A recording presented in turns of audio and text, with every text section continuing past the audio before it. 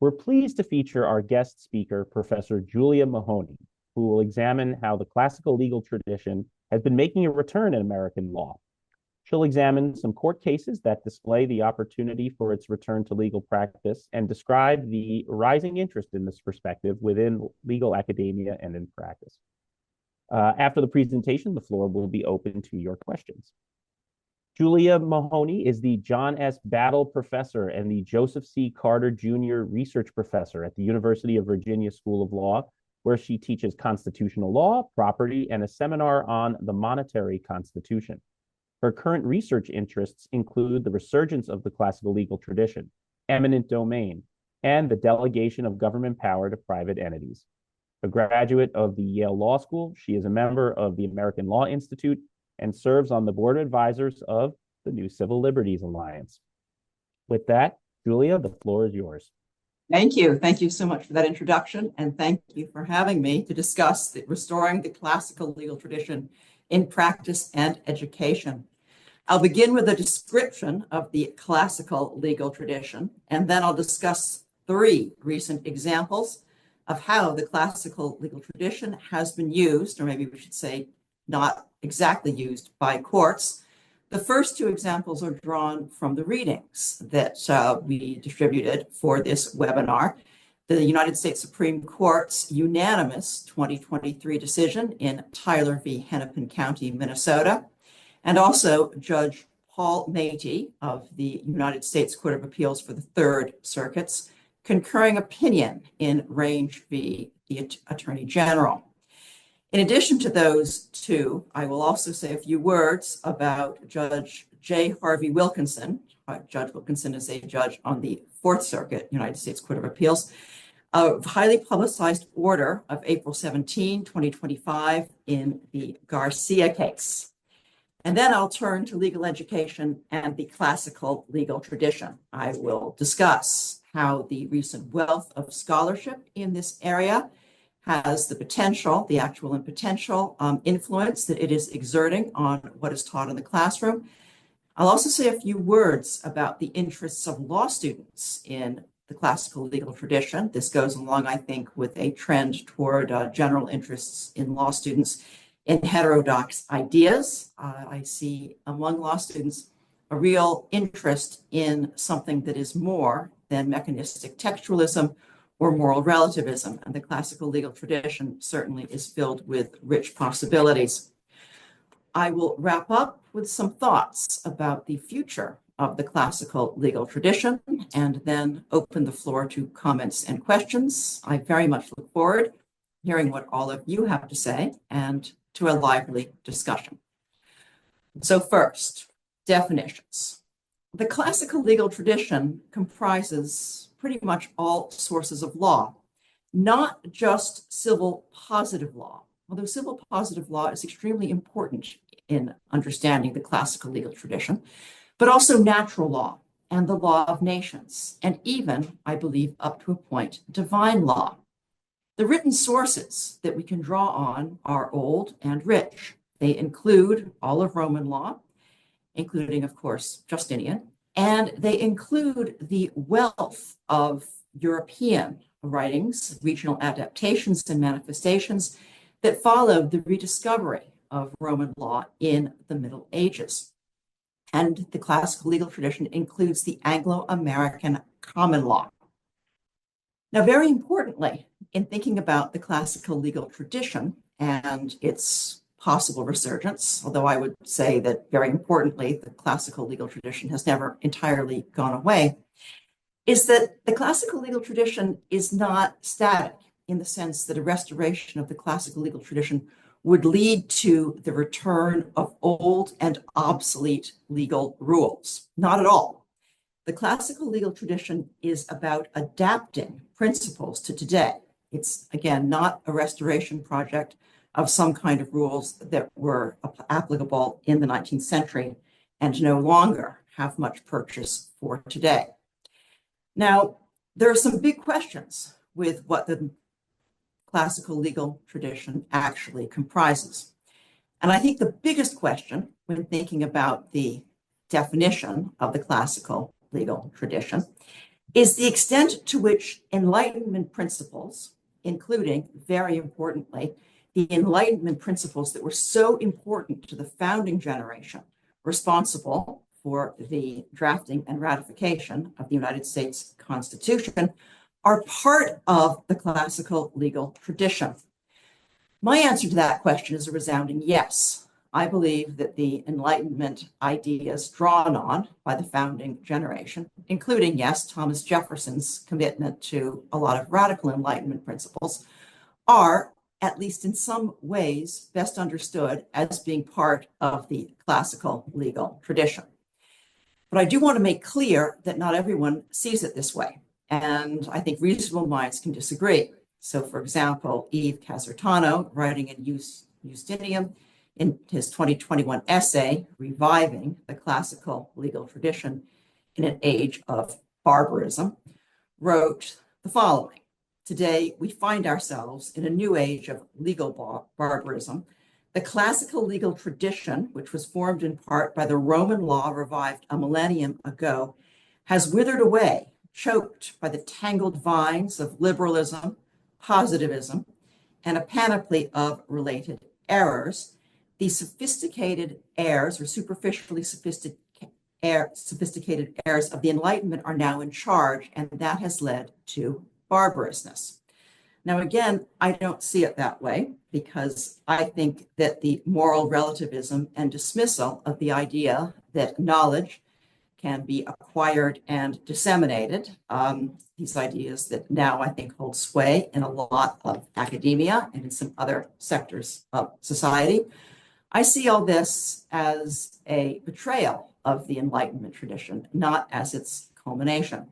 But again, I emphasize that when it comes to the role of the Enlightenment in the classical legal tradition, there is a divergence of views. And I will suggest at the end of this webinar that going forward, one useful project, I think, is to disentangle some of the strands of the Enlightenment from the 17th and 18th century and think carefully about which ones are consonant with the classical legal tradition and which represent departures from the classical legal tradition. Now, turning to the classical legal tradition in operation. I said we will discuss, we now turn to 3 recent judicial opinions. The first, Tyler v. Hennepin County, Minnesota, a unanimous decision by the United States Supreme Court in 2023. Tyler v. Hennepin County, Minnesota involved a statute that dated to, roughly speaking, 1935, that permitted the state to keep all of the proceeds from a sale of property, which had been seized by the state from a private owner for non-payment of taxes. Now, this case struck me as extraordinarily interesting, in part because I have done a lot of scholarship at the intersection of constitutional law and property law, and I teach both property and constitutional law. I had never liked these statutes, whereby someone who loses property for non-payment of taxes ends up, once the property is sold, ends up losing everything. That is, has no right to the so-called surplus proceeds. But although this kind of statute was not the majority rule in the United States, there were lots of states, in addition to Minnesota, that had such a law or a similar law. And these laws did date back to at least the New Deal era. Could it be that laws that had been not in serious constitutional question could actually be a huge, huge, huge problem in terms of their constitutionality? And the answer was, to my great interest, in 2023, a resounding yes from the United States Supreme Court. Even though this right of the government to keep the surplus proceeds from the sale of property for non-payment of property taxes, even though this rule was, had been in operation, the court said that this was not, in effect, that the unhappy owner, Geraldine Tyler, had made out a case that her property had been taken and that she was owed just compensation. But what were the roots of this? And the answer is the classical legal tradition. Not that the Supreme Court said classical legal tradition. But the court made it quite clear that in determining the constitutionality of this statute that gave the state the surplus proceeds from the sale of the property for non-payment of taxes, that it would look to the entire history and tradition of property in the Anglo-American experience. And also there were even some vestiges of Roman law. Very, very, very importantly, the United States Supreme Court said the Constitution itself does not define property. Of course, so where do we get sources of property then, if not from the Constitution? The law of the individual states is extremely important in terms of understanding what property is, but the Supreme Court said in Tyler v. Hennepin County, as it has actually said several times before, it can't be the case that the individual states, or any government for that matter, may, as a matter of positive law, declare what is and is not property. That would, of course, make a mockery of the Takings Clause of the Constitution. It would allow government to define away property. So government clearly can't have full power to determine what is and is not property, protected by the United States Constitution against government takings of property without just compensation. So the Supreme Court looks all the way back to some very old sources in terms of giving content to the limitations on government to take property. The Magna Carta figures very prominently in Tyler v. Hennepin County, and so do a lot of other incidents over in the course of Anglo-American history, whereby the government was constrained and government had to, in effect, follow its own rules. Now, Tyler v. Hennepin County is a very short opinion, and it gives us, in effect, a drive-by of close to 1,000 years of the classical legal tradition and how the classical legal tradition constrains government from taking property without compensation. It raises a lot more questions, I would say, than it answers. But it is an appeal, in effect, to something that it goes way beyond positive law and that, in effect, situates today's limitations on government in a tradition that way, way, way predates the founding of this nation.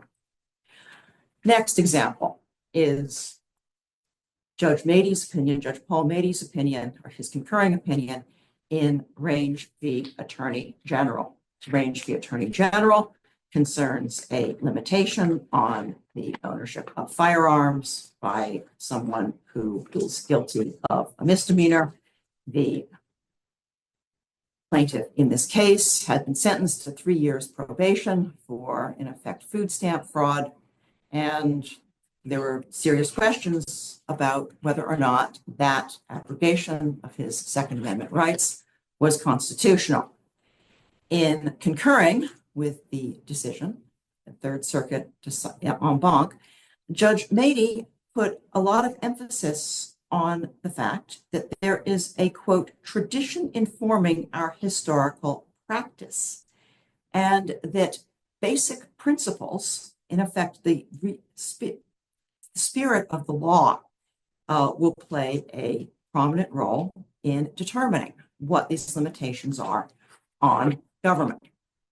Now, Judge Mady's concurring opinion in Range goes into a lot more detail in terms of the methodologies that courts can pursue in applying the classical legal tradition to current day cases and controversies.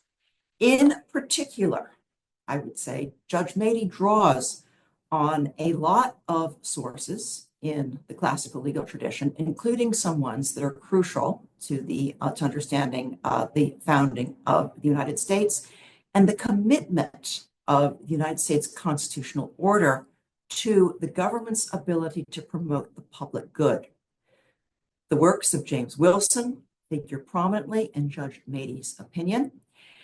And Judge Mady is, I think, first and foremost concerned with the fact that although fundamental rights are, of course, constitutionally protected, in understanding what governments can and cannot do, the common good is put into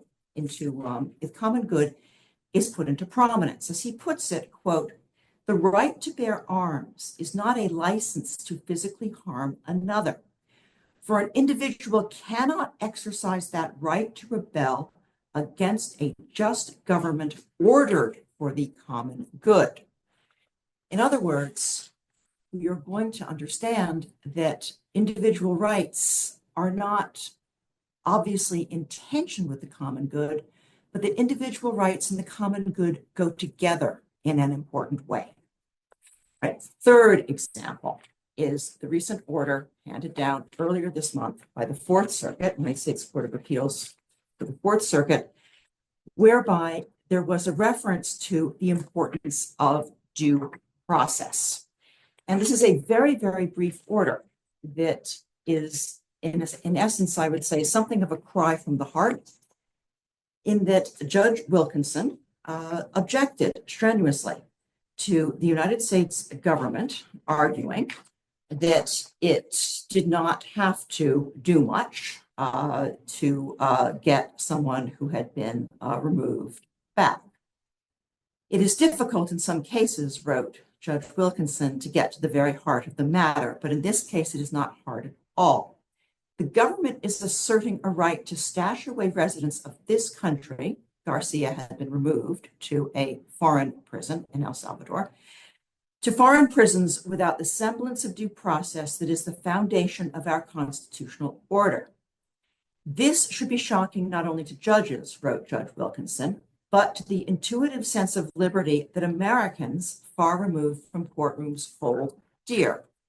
Now, I was interested in this because even though this order does not explicitly refer to natural law or the classical legal tradition, there is no idea more central to the classical legal tradition than the idea that due process must be afforded. But what kind of due process? That is, frankly, quite hard to cash out. So what can we say about the classical legal tradition and due process? We can say with great assurance that there is a stress, a very strong emphasis in the classical legal tradition on government affording some kind of hearing before a government official can deprive an individual of liberty, property, or life. But we don't have all that much detail, at least not yet, from contemporaneous court decisions about what due process consists of. I think that this illustrates the unfortunate failure of courts to make use of the classical legal tradition in the last few decades. It is not that the classical legal tradition is completely absent from discussions of due process. It's not. But it is striking to me that Judge Wilkinson, in his objection, his ferocious objection to what the United States government has done, didn't have really, much of anything to invoke in terms of tools for determining whether or not the United States government had in fact afforded any sort of due process to the removed litigant. Again, I think that this illustrates that if courts had been drawing more fully on the classical legal tradition over the last few decades, Judge Wilkinson and the other judges on the Fourth Circuit would have had a lot more to work with. And I hope very much that going forward, the classical legal tradition will be harnessed so that we will have orders from courts that do more than simply express outrage, and that instead fully grapple with the classical legal tradition and its potential to illuminate some of the most difficult questions that we face. All right, now I turn to the classical legal tradition and legal education. For decades now, there has been a group of scholars that has been working on aspects of the classical legal tradition. And while their scholarship has had very limited inroads into legal education, they have had some influence. I would put Hadley Arkus and Richard Helmholtz at the top of this list, particularly their interest in natural law. They have been joined in recent years by Brian McCall, by very famously Adrian Vermeule, whose recent book, Common Good Constitutionalism, which by his own admission is more of a sketch than a detailed theory, but nevertheless, he has been, I think, a real, an extraordinarily innovative scholar in advancing this vision of common law constitutionalism. Adrian Vermeule has been joined by Connor Casey and a number of other prominent European scholars. This common good constitutionalism project, which draws very heavily on the classical legal tradition, is very much one that emphasizes the commonalities between American constitutional traditions and Western legal traditions. It is not as involved with and as explicitly directive of American constitutional interpretation and construction as a lot of the other work in this area. I'd say Adrian Vermeule and the scholars who work with him tend to emphasize how the Anglo-American tradition is part of the jus commune. Others have focused more closely on American constitutional law and interpretation. That list includes Joel Alessia, who has written things involving, whose recent works include the natural law moment in constitutional theory. He has drawn on, among other sources, Cicero in harnessing insights about how to craft what he refers to as normative constitutional theory that he sees as undertaking constitutional interpretation and construction that keeps in mind moral judgments while understanding that all such theories has to have some play in the joints for current social practices that conflict with moral judgments. There's also Kevin Walsh and Jeffrey Pochinowski, who have written a lot on natural law, even well before Adrian Vermeule turned his attention to this. They have put out, I think, a pretty sophisticated framework for understanding relationships among American constitutional players in the natural law tradition. Turning to the rights of women, we have, I think, extraordinarily sophisticated work by Erika Bacchiacchi and others. So a lot of this work has made its way already, I would say, into the teaching of law school courses, in particular in constitutional law. It is now, I think, very hard to teach it without serious engagement with ideas of the classical legal tradition that come out of both Supreme Court decisions and also out of recent scholarship. In other areas of the law, I would say the classical legal tradition is becoming more and more apparent. I see signs of it in federal courts and administrative law. It's certainly a fair bit of it in property law, particularly for property professors who address eminent domain and regulatory takings. In fact, I would say it is inescapable in property law. So far, I have not seen signs, or at least not much, in the other private law classes, although I think the classical legal tradition certainly has the potential to inform teaching in these areas. Students are quite interested in the classical legal tradition, and I particularly see this interest in the events that the students themselves are organizing.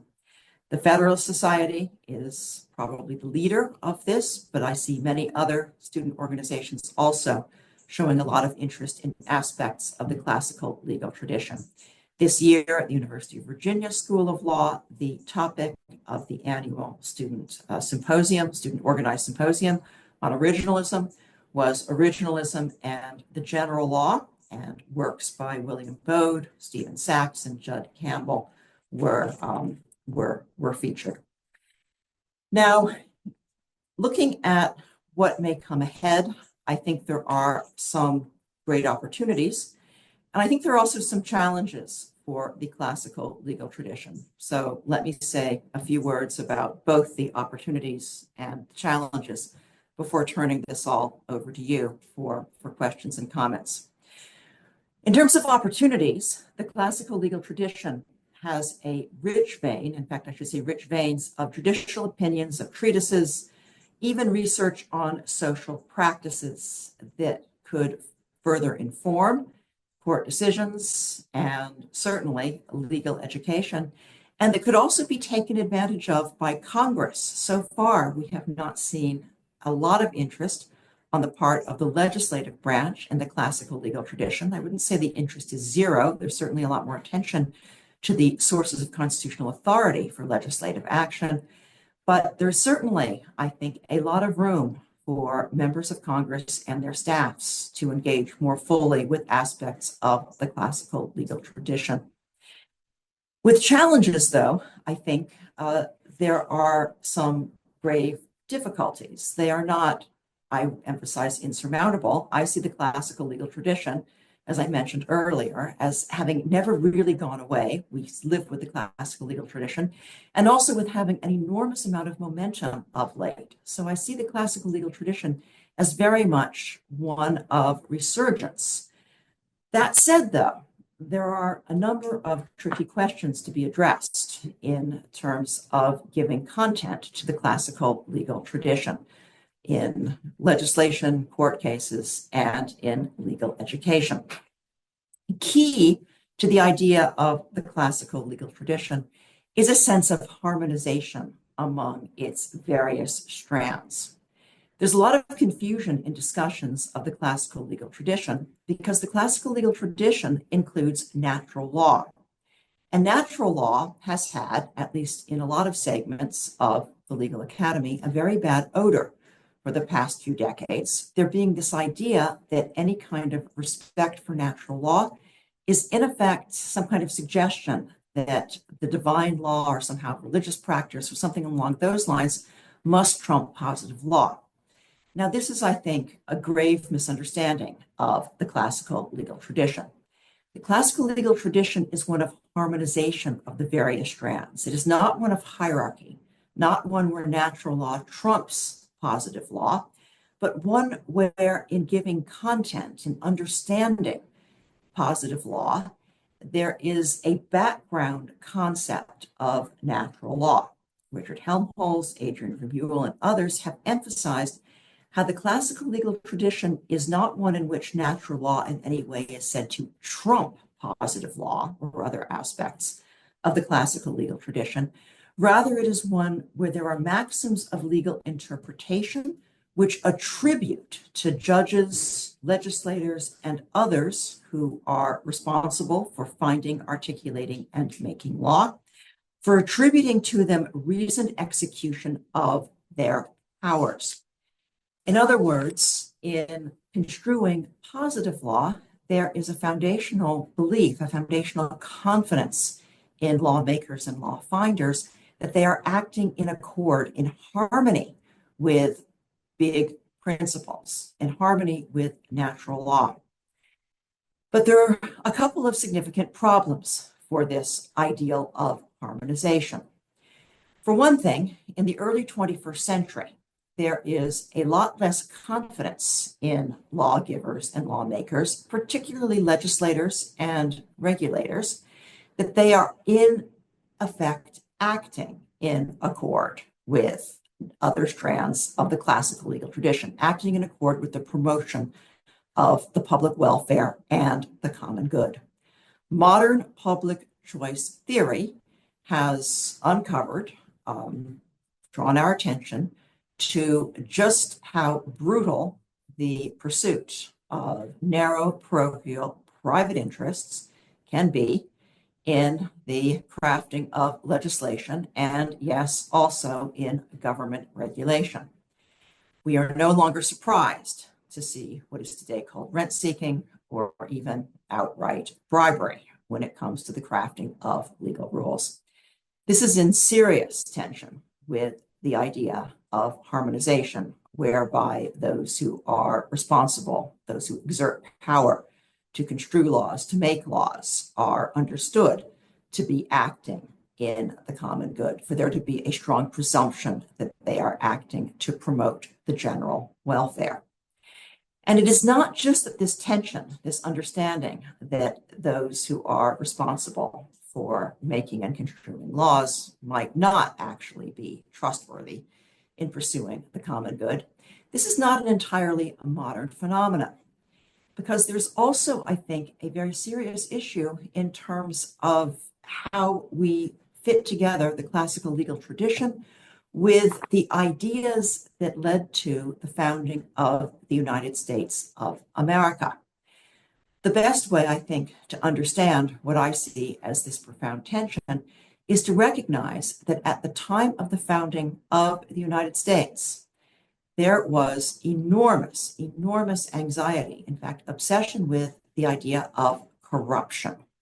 The Declaration of Independence was written by people who believed that the government of the United Kingdom had become corrupt, not just corrupt in the venal sense, whereby public officials were often paid off, but corrupt in the broader sense, that government was acting to create a regime whereby favorites could be rewarded with money in order to entrench government power.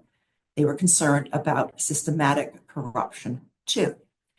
So, how do we understand a society that was, in effect, motivated by a perceived need to revolt against the current government because the current government couldn't be trusted?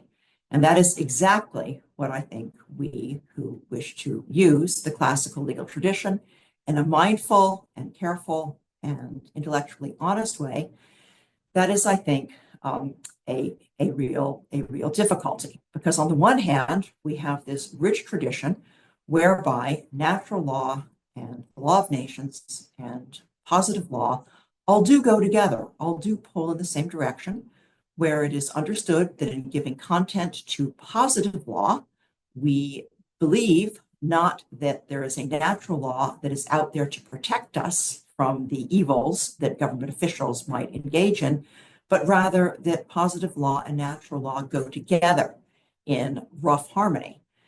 But we're also the inheritors of a revolution whereby it was understood that there were significant problems with this and that government officials cannot be trusted. And because government officials cannot be trusted, power must be divided. So in any event, here we are in 2025. And to sum up, I would say the classical legal tradition has been crucial for the foundation of the United States constitutional order. It has always been with us. It has been a bit neglected and somewhat forgotten in the last, I would say, 50, 60, even 100 years. But it has come back in the sense that we are seeing serious judicial opinions that take account of the classical legal tradition, that use its sources, Aristotle, Cicero, Blackstone, various others, in a way that is careful and highly illuminating. Going forward, there is a lot more potential for the classical legal tradition to give at least preliminary answers to a lot of the most difficult questions that are now being weighed, not only in American constitutional law, but also in the laws of other nations. And there is a burgeoning movement that we can see in a variety of scholarship, which does not, of course, always agree and so on. There are some ferocious arguments, I think, and that I think is healthy, not an undermining of the importance of the classical legal tradition, I would argue anyway, but evidence of its robustness and importance. And where this will lead, I would expect that we will see a bit more action in terms of courts, including appellate courts, being a bit more granular, a bit more detailed in terms of how the spirit of the Constitution, for example, is to be cashed out in terms of technical legal rules. All right, with that, I will turn it all over to all of you for questions and comments, and I look forward to hearing what you have to say. That was fantastic, Julia. Thank you so much. And I think what you've done is given even those non-lawyers in the audience a very good idea of how the problem of problems of legal practice inevitably end up as problems of jurisprudence. And Yes. I think what we've gotten to the point now is where there is a reluctance among even the most faithful adherents to what you and I would call the received wisdom of the conservative legal movement, original public meaning originalism, there's a recognition that it's not enough. And what, or at least the framework is incomplete at best. Could I ask you, why do you think that that framework needs the classical legal tradition substantively to almost become the fullest version of itself? I think that's exactly right. I think that the original public meaning encompasses the classical legal tradition, and that some articulations of original public meaning have not taken full account of the classical legal tradition. Some of this explanation, I think, lies in a profound anxiety among a number of proponents of originalist methods that a method of constitutional interpretation and construction must constrain judges. A lot of enthusiasm for originalism grew out of a concern that judges, and in particular justices of the United States Supreme Court, were running somewhat wild, that they did not have, in effect, any sort of serious limitations on what they could do or not do when it came to constitutional interpretation and construction.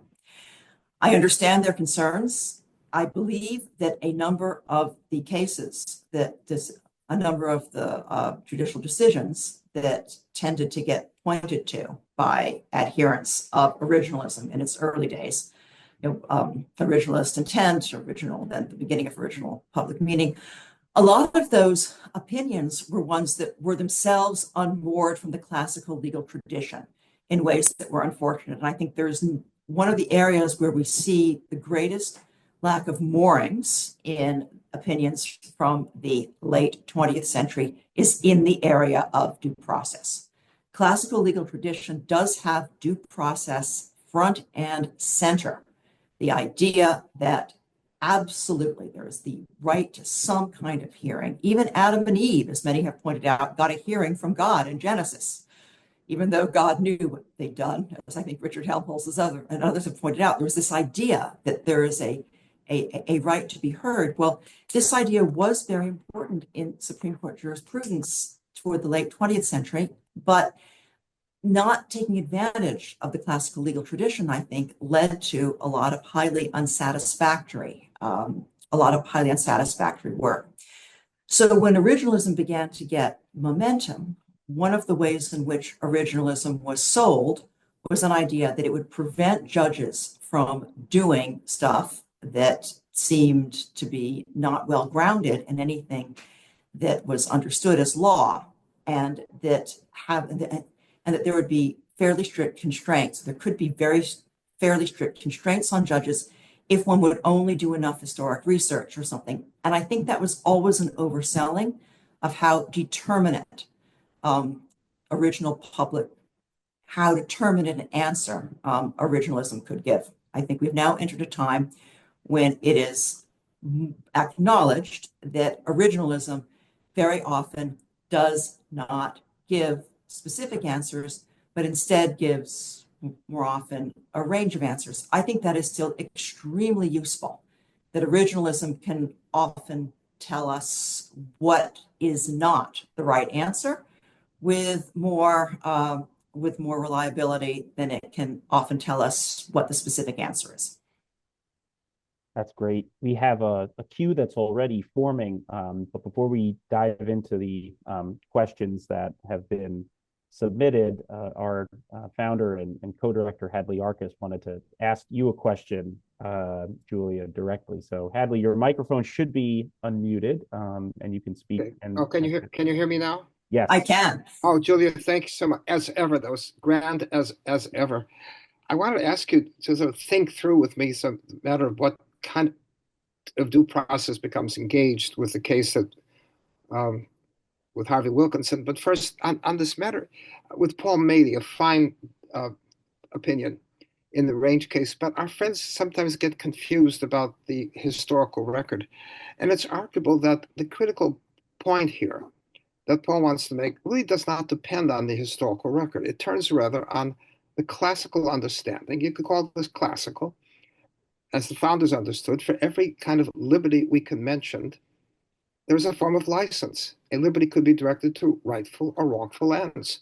The founders never thought that speech was always categorically innocent. Speech could be used to libel, to incite riots. In this case, all you're establishing is that yes, the liberty to use a gun must always entail the possibility of guns being used for wrongful ends. So it's quite natural to have a long record in which you may have legislation barring the uses of guns in homicides and thefts, so on, and just filling out the record of the positive laws does not really necessary to establish the critical point that's made here. So it finally comes down to the pivot on the question of whether it's enough to have remove guns from people because they're caught lying about applications for food stamps. And some of our friends, including one of my former students, is raising the question: is that really the kind of decision that the judges should be making? This went just a bit too far, or might some of this fall within the purview of the legislature? Decide, yeah, we do want to forbid the use of guns for people convicted of felonies. But then, of course, as another former student of mine says, the fact that somebody's convicted of a felony does not mean that he too may not need a gun in the privacy of his home to deal with an invasion. But putting that aside for a moment, Julia, would you help me think through this matter of the case that Judge Wilkinson was dealing with? We can remember we had these under Obama and Clinton. I think we had like a couple 100,000 deportations of people. They didn't all go to court. So it seems now very hard to provide the remedies here if we can have all kinds of white-shoe law firms going into court to deal with all of these deportations that the Trump administration has in hand. I guess the due process of law for those other massive deportations must have involved the question of whether we had this thing being done not by some free-floating character, but somebody authorized with law by having an official authority to carry out the action, guided by a statute which could always be questioned. So I guess, Julie, my sense of what sense of due process do you think would come to bear here on the kind of cases we're dealing now with Judge Wilkinson has in mind? So to address your points in reverse order, very, very important points. Thank you for raising them. When it comes to due process, I note that Judge Wilkinson is upset and he sees that the government is doing something that is, to many people, very upsetting. And he does not have or does not use tools of the classical legal tradition with respect to thinking through due process. And I think what you just said is the beginnings of a really good and illuminating use of concepts of due process in order to figure out what process is due, from whom, under what circumstances. The classical legal tradition doesn't give us immediate answers to who gets due process and under what circumstances and from whom and with what remedies, et cetera, et cetera. But it does give us a framework for thinking about these issues. And it starts with a principle that due process is due. All right, what kind of due process? That, of course, will rely on a number of various legal tools and so forth that we all have. The reason that I was so struck by the order written by Judge Wilkinson on behalf of the Fourth Circuit was how it did not engage with the classical legal tradition, even though the classical legal tradition concepts of due process are there for the engaging. And my tentative prediction, I cannot, of course, know for sure, is that over the next decade or so, that there will be more of a use, more of a harnessing of due process and the classical legal tradition in ways that we may very well not see orders like the one handed down by the Fourth Circuit, which talks about the importance, acknowledges the importance of due process, jumps to a conclusion, but doesn't give us much in the way of intermediate steps. And it seems to me, just looking at what comes across my X feed, formerly Twitter, about due process, that we are already, frankly, pretty far down that road. There are a number of people who have a lot of understanding of the classical legal tradition who are offering what I think are illuminating and very helpful ideas about what sort of process is due to non-citizens of the United States in what circumstances. And I think that this knowledge is going to be quite helpful to judges who have to work through these issues. As for Judge Mady's opinion, I agree with you completely about his central claims, and I think also that his crucial move to me is the understanding that the common good is also promoted by some kinds of limitations or some kind of sense of proportion in terms of the fundamental rights that people can exercise. And very importantly, to me anyway, the notion that in limiting these fundamental rights, that the welfare of the community is put first and foremost in a way that makes it clear that natural rights of people are promoted by an attention to the common good and the general welfare. So to me, this is a distinct approach from some notion that rights are in some way trumps. Julia, I would say of you what was said of Frankfurter when he was appointed.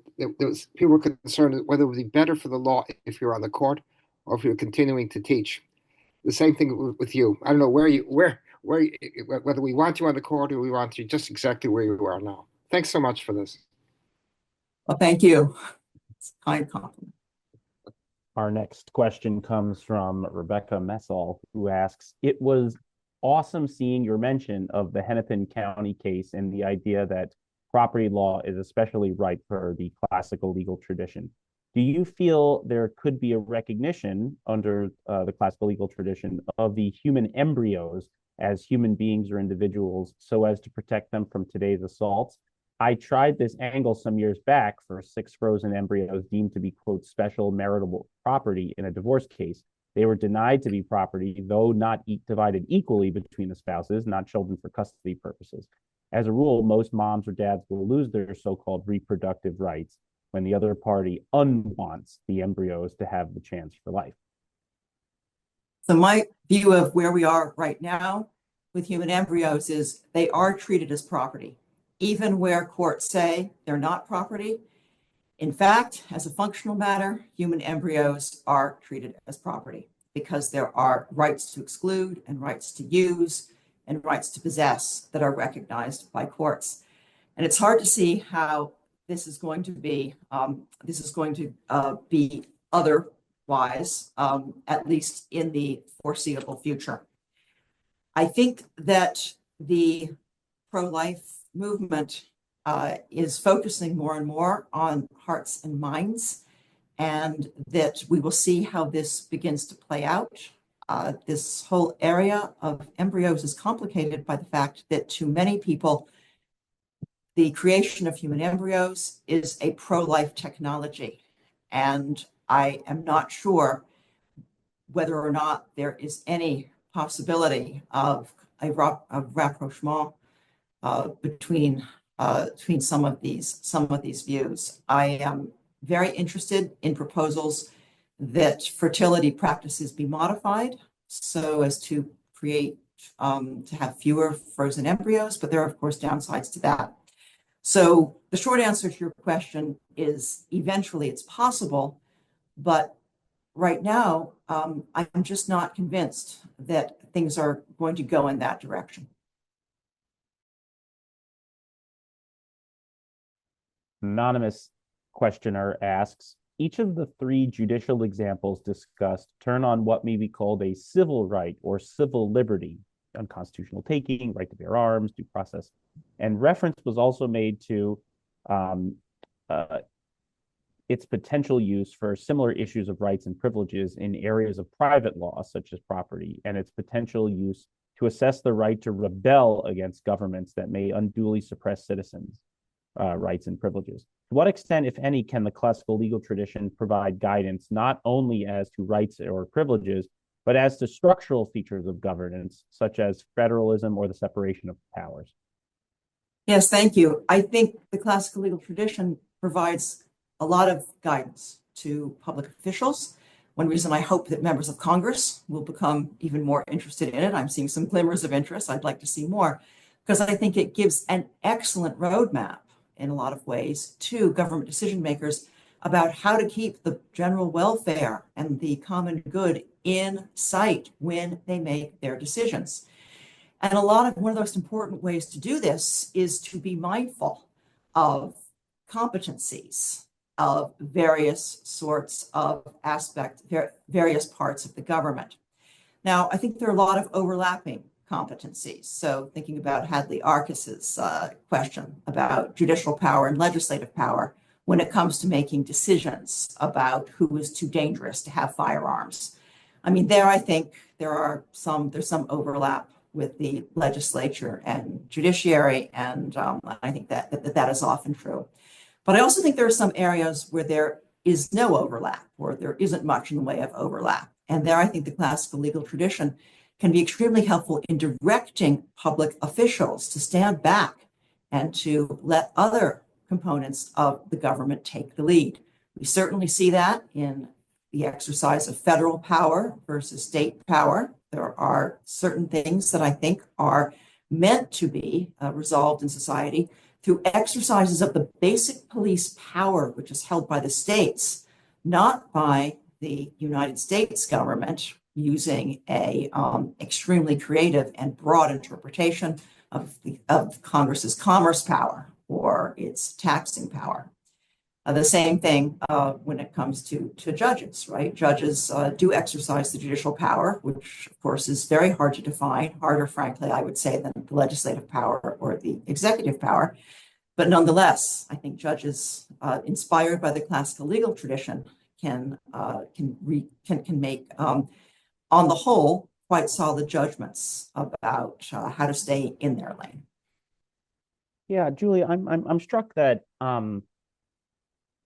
there may be something like a 6 in one way, half a dozen in the other when we talk about whether or not the classical legal tradition can do kind of the heavy lifting that oftentimes our current like habits or practices are not able to give us.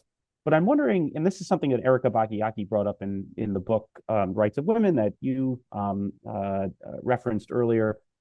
We had Erica do one of these webinars not too long ago, so regular listeners may remember this coming from her presentation. But it seems like a modern like aberration, or just sort of like it's a quirk that's lasted far too long, that we've become so accustomed to rights talk that we've forgotten that obligations and duties are on the other side of the same coin as rights, and that rather than trying to perhaps import what may seem for so many practitioners and jurists an alien body of legal doctrine, it may be as easy as saying simply, if you want to talk about rights, you have to talk about duties and obligations.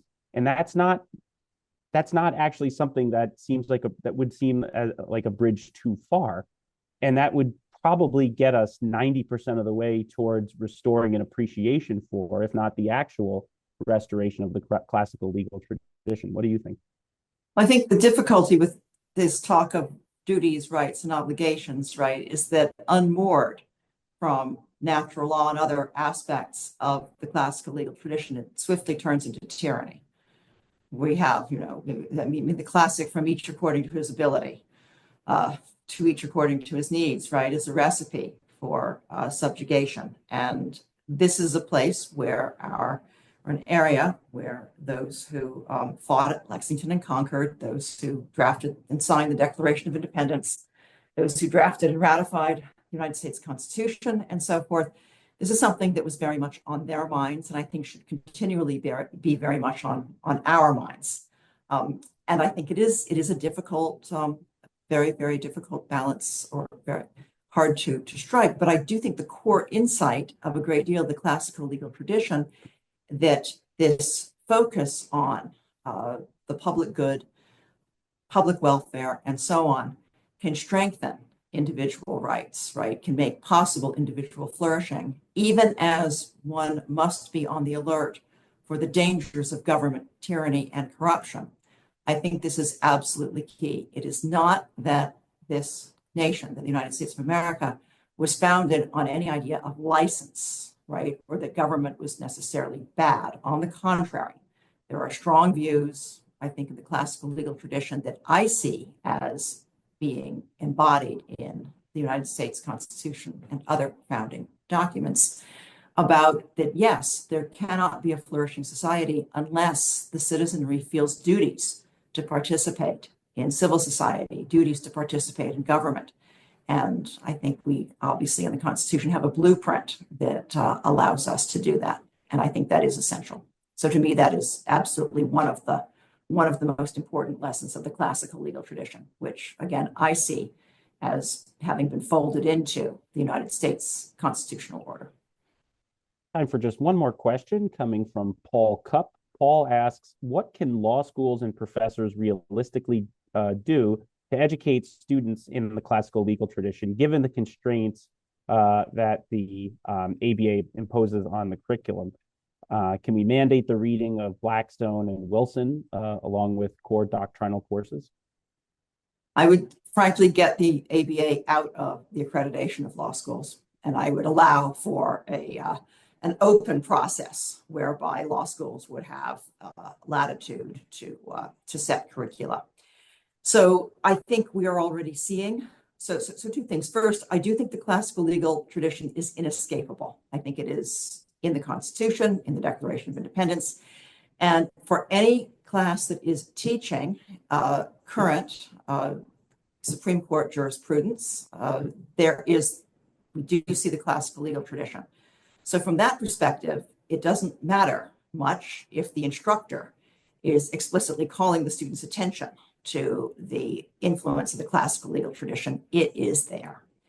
And I think it is there in other classes too, depending on what cases are assigned and other sources are assigned. There's certainly now turning to what students can find on their own. There's lots of classical legal tradition in not only older cases, but also in treatises, both older and modern. Student organizations, I think, are key here.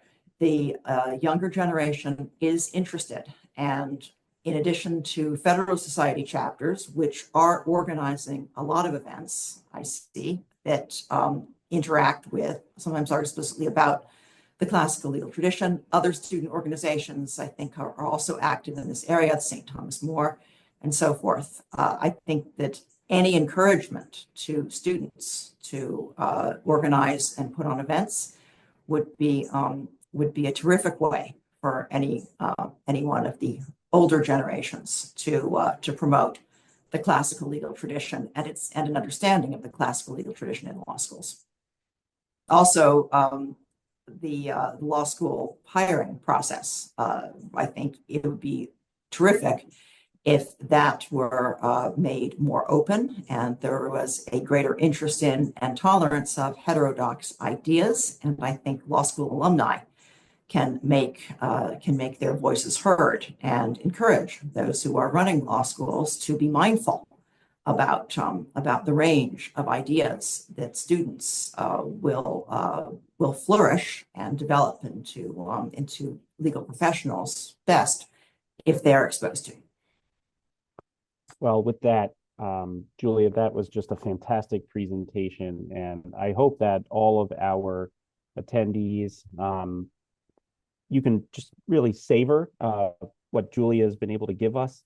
And I'd be delighted after this presentation to share with all of the attendees a list of just follow-up works that either you mentioned on this webinar or ones that come to mind after, because I think maybe more so than any of our other webinars, this one I think just primes you and whets your appetite to be able to delve into the subject even more. And so, Julia, thank you so much. To bring us to a close, it's my pleasure to welcome Trey Dimsdale, the Executive Director of the CRCD. Trey. Thank you, Garrett. Thank you, Professor Mahoney, for giving us your time today. I'm, as Garrett mentioned, Trey Dimsdale. I'm the Executive Director of the Center for Religion, Culture, and Democracy at First Liberty Institute, the co-sponsor of today's webinar. We'll be back in touch shortly with a schedule for the next couple of months, but this will be my last time participating in these webinars in my current position. I'm taking up the role of president of the Ayan Hirsi Ali Foundation, beginning tomorrow, actually. And but I am also glad to say that that organization has already committed to remain good partners with the James Wilson Institute. So I will be on these as a participant, occasionally, hopefully as a co-sponsor with the other two organizations. And thank you again for your time, and look forward to seeing you in the coming months. And thank you, and congratulations, Trey. I'm very excited to learn about what you do. Absolutely. Absolutely. Yeah. Thanks very much.